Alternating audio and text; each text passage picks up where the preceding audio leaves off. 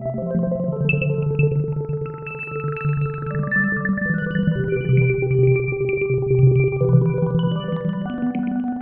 are you, sir? Good to see you. All right, everybody, I want you to meet Amir Noor. Rhymes with door. It's a beautiful thing. Hey! Now, I want you to take a good look at this young man because he is the future of Long Island.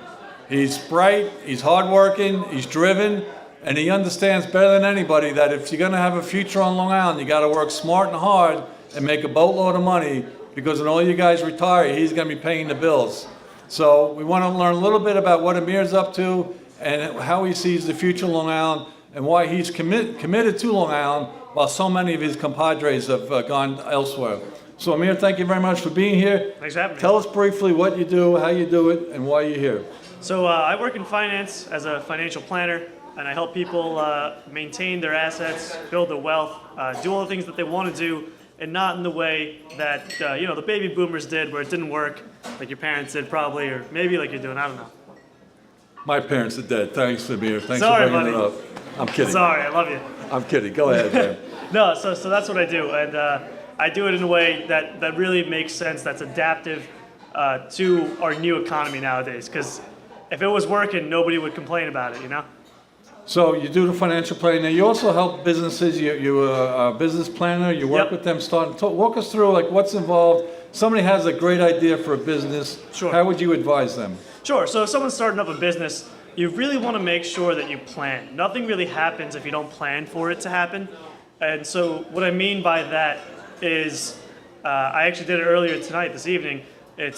Did you set yourself up as you sole proprietor, are you in a partnership, an LLC, an S Corp, a C Corp? And then why'd you pick that? And I was just talking to a gentleman here in this room, and he said, "Oh, I'm an S Corp." And I said, "Why?" And he said, "I don't know." That's not a very good plan.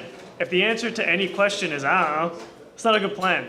So I help people make those decisions and understand why they did the things they did and make those decisions to make sure it's sound and makes sense. And one of the things that separates your generation from my generation, when I graduated from school, the idea was to get a job with a good company because you're going to be with them the rest of your life. Sure. If you're in your 20s and 30s now, you'd encourage people to incorporate themselves, correct? It depends. I mean, everyone's situation is different. It really depends on the nature of the business and what risks you're opening yourself up to and what you got to protect yourself against. But the idea, when I say incorporate yourself, you own your career. That's what I meant. Yes, yeah, of course, yeah. I mean, the days of being at one company for 30 some odd years, they give you stock options, a pension, and a gold Rolex and say, "Have a nice day," doesn't exist. I mean, most people jump careers, businesses, companies, probably on average 7 times. So for a young person starting out or somebody in their 30s, it's really incumbent upon them to kind of take control of how they make a living, have a plan. Walk me through a little bit of that. Yeah, so definitely, you want to basically kind of be a professional in whatever craft you're in. If you are even, a journalist, right? You want to be the best journalist you can be. Not necessarily the best journalist for the New York Times, but the best journalist for Michael Watt or for John Smith. And you take that with you at whatever firm you are. Nobody can take that away from you if you yourself are your trade. And it's really a matter of, we talked about entrepreneurialism, and you're involved in YPE, which is Young Professionals and Entrepreneurs. Yeah. Entrepreneurialism is not necessarily about startups. It's about bringing a certain work ethic and a mindset to the workplace.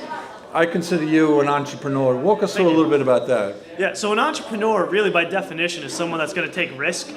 And all it means is you have the gall and the really lack of fear to do things that other people won't. You want to take risks and make things happen. It doesn't mean you're starting a business. It doesn't mean you're acquiring a business. It just means you're willing to take risks. Even if you're that guy that graduated college and then moved halfway across the country to go try something because they believed in it, that's an entrepreneurial spirit. And in the whole point, you talk about risk, which is one part of it. Sure. The other part is reward. Oh, yeah. Talk a little bit about rewards. So the reward, it's funny because a lot of people talk about reward in terms of dollars, but there's also that self-fulfillment, right? So for my generation, for the Millennials, a lot of times that self-fulfillment is in knowing they did something they're passionate about, not necessarily that dollar return. So you really have to enjoy what you do and you love what you do. That's half the battle. Yeah, I'd say that's the majority of the battle. And walk us through a little bit. You know, it's been said it's only a hobby unless you get somebody to pay for it. Walk us through that a little bit. Yeah, so I always say, everyone that went into business, they go into business for a reason. If you didn't want to go into business, you would just do it as a hobby.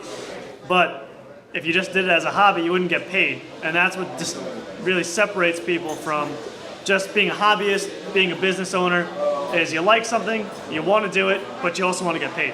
And how important is it on Long Island to have that drive and to really dictate the terms of your career? I think on Long Island, it's the most important thing. I mean, there's so many people in such a small place, and it's so competitive.